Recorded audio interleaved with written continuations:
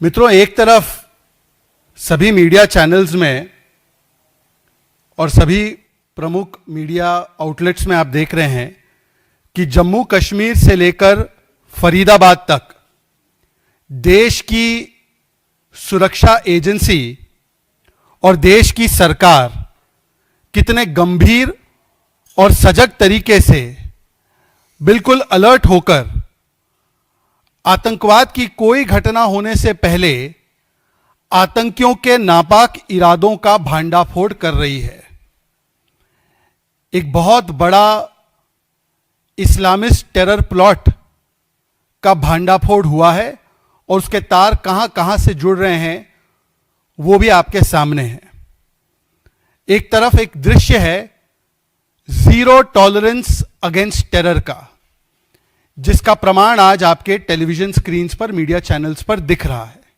इसलिए आतंकवाद की कोई अप्रिय घटना होने से पहले ही आतंक के इन डॉक्टर्स को और आतंक के इस बड़े प्लॉट को भांडाफोड़ करने का काम हमारी देश की सुरक्षा एजेंसीज कर रही है।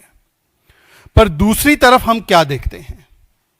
दूसरी तरफ कांग्रेस पार्टी, जिसने हमेशा आतंक के प्रति और खास करके इस्लामिक जिहादी आतंक के प्रति एक बहुत ही नरम और सॉफ्ट कॉर्नर अपनाया है, कर्नाटका की सरकार के द्वारा वहां पर जेल में कैद इस्लामिस्ट जिहादी आतंकवादी को वीवीआईपी ट्रीटमेंट दिया जा रहा है।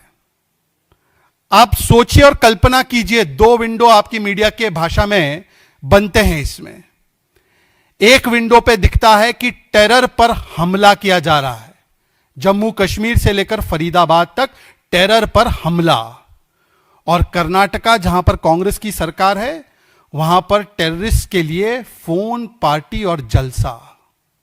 एक तरफ टेरर पर हमला किया जा रहा है, नागरिकों को आतंकवादियों के नापाक मंसूबों से बचाया जा रहा है, आतंकवाद की घटना से पहले आतंकवादी के गर्दन पर हाथ रखकर उसको दबोच कर हम पकड़ने का काम कर रहे हैं, और दूसरी तरफ कर्नाटका की जेल से, जहां पर कंट्रोल कांग्रेस का है, आतंकवादी पकड़ा गया है।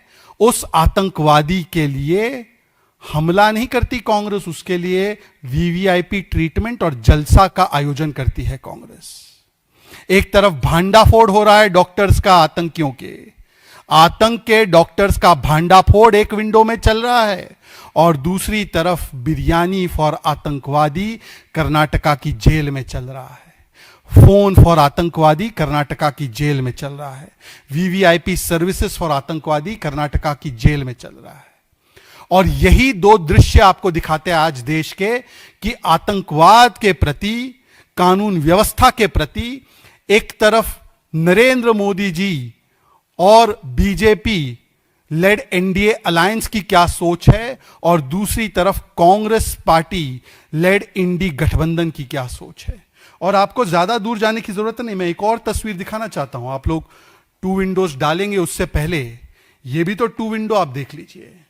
ये यासीन मलिक, याद है ना यासीन मलिक कौन है?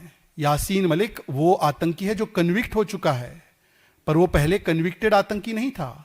पहले वो वीवीआईपी गेस्ट था मनमोहन सिंह जी के जमाने में। आज उसी यासीन मलिक के गर्दन पर हाथ डालकर उसको कन्विक्ट कराने का काम किया है। तो ये हम दोनों के बीच का अंतर है। एक आतंकवाद पर हमला करता है और दूसरा आतंकवादी को फोन और जलसात करवाने का काम करता है। और हम जानते हैं कांग्रेस का तो इतना सॉफ्ट कॉर्नर रहा है आतंकवाद के प्रति, इतना नरम दिल रहे हैं वो आतंकियों के प्रति, कि कभी वो जेएनयू में अफजल समर्थकों और टुकड़े टुकड़े नारे लगाने वाले लोगों के साथ राहुल गांधी खड़े हो जाते हैं। कभी याकूब मेमन, जिसको सुप्रीम कोर्ट फांसी की सजा देती है, तो उसके लिए पैरवी करते हैं महाराष्ट्र के कांग्रेस के मंत्री। कभी ओसामा बिन लादेन को ओसामा जी और हाफिज सईद को हाफिज सईद साहब, यह कहने का काम कांग्रेस पार्टी करती है। जब बाटला हाउस एनकाउंटर में आतंकी मारे जाते हैं तो सोनिया गांधी बाटला हाउस आतंकियों के लिए फूट फूट कर रोती है, यह काम करते हैं कांग्रेस वाले। और पाकिस्तान से जुड़े हुए आतंकी जो 26/11 के पीछे थे, जो समझौता ब्लास्ट के पीछे थे, उनको भी क्लीन चिट देने का काम अगर किसी ने किया है तो वो कांग्रेस की सरकार और कांग्रेस के नेताओं ने किया है। तो इसीलिए आज कांग्रेस की ये जो नई गारंटी सामने आई है ना, कर्नाटका में कांग्रेस की नई गारंटी है, और वो नई गारंटी का नाम है प्रिजन बना पार्टी हाउस गारंटी। उस नई गारंटी का नाम है कि जेल में होगा जलवा और जलसा मॉडल वाली गारंटी। कांग्रेस पार्टी अपराधी, आतंकी और बलात्कारी को कैसे बचाती है और कैसे उन्हें वीवीआईपी बनाती है, उसका आज प्रमाण सामने आ चुका है। हम तो बेटी बचाओ, बेटी पढ़ाओ, बेटी को आगे बढ़ाओ की बात करते हैं। कांग्रेस पार्टी बलात्कारी को वीवीआईपी बनाओ, आतंकी का जलसा कराओ और अपराधियों के लिए पार्टी हाउस बनाओ, इस स्कीम और गारंटी के तहत काम करती है। देखिए, Congress party has always had an intolerant mindset and has always had a mindset of attacking those organizations which are involved in nation building and those who stand with the nationalist cause.